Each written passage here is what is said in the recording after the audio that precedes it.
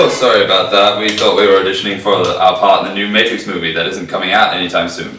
Yes, that's right. But in the meantime, we'll tell you about the announcements coming up in youth. Adam?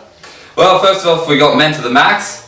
That's going to be a great night go-karting. Go see Danny for that one. Yep, don't forget ladies, you got For Her conference coming up very, very soon. So if you want any more details or info on that, go talk to Stage.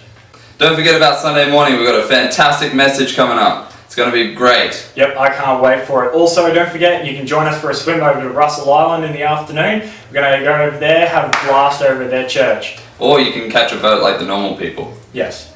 But also, coming up soon, we have home groups. We've got Chantel's home groups for all the girls out there. And we got Danny and Stacia's home group on a Sunday night. Yep. And don't forget also Alan and Andy's home group coming up for the over 18 boys. It's a banquet of a festival you guys have. It is.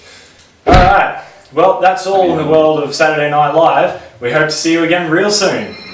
Indeed we do. Ciao. Back to the Matrix.